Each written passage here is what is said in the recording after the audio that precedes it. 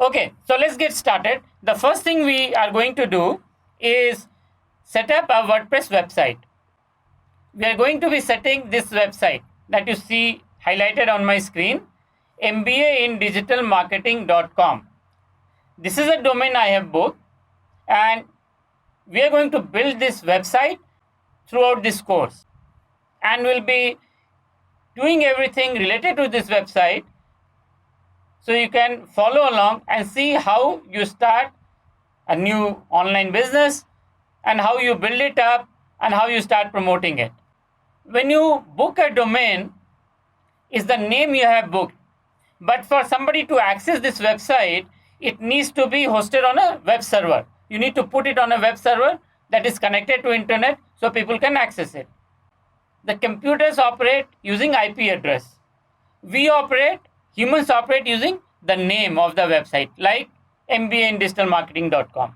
But the computers don't understand mbaindigitalmarketing.com. They understand numbers because that's how the IP addressing works.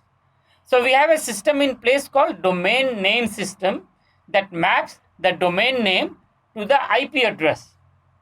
So once you buy web hosting, your web hosting provider is going to give you the IP address for your web server where the website will be hosted. And then you need to update that IP address with your domain registrar. In this case, it is GoDaddy in my case. So I have bought the domain using GoDaddy, but I'm hosting the website on SiteGround. SiteGround is the web hosting company for me.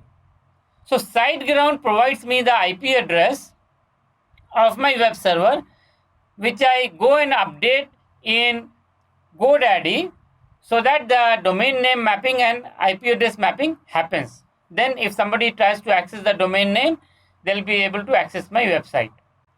You can see the IP addresses here. To make it easier for us to set up these addresses, your web host will give you a name server like this. You can see that I have highlighted on the screen. This name server basically maps to this IP address.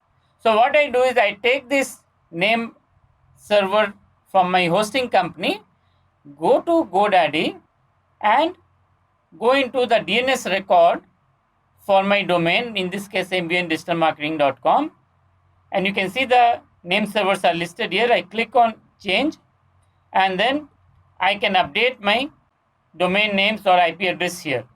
You can see I've selected custom here. If you use default, it will point to a GoDaddy server. Because we are hosting the website outside of GoDaddy with some other hosting company, we select custom and then we provide the domain name. Then we click save and the domain name gets updated. Once the domain name is updated with your registrar, after about 30 minutes or so, the website will become accessible. Once it becomes accessible, then the real fun begins, because now you can start building your website.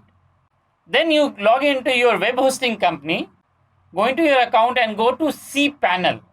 cPanel is a tool that allows you to manage your server, your website. You can see there are multiple tools here. Tools for managing your domain, auto installers for different applications. You can manage your email, you can manage files, you can manage your database, as well as backups of your website. Under auto installers, you click on WordPress and it will bring up the auto install panel for WordPress. So you click on install and then it'll ask you to select a domain name from here. I select the domain name where I want to install WordPress. Leave the directory blank. Give your website a name. So I will give it the name MBA in Digital Marketing. I'll give it a site description.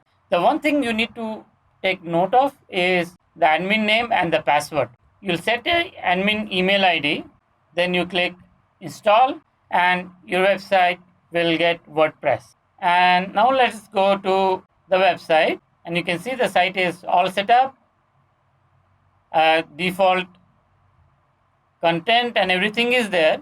Now let us log into it so we can start creating the site. You log into your WordPress website by going to whatever your domain is, followed by wp-login.php or wp-admin. So let us log into it.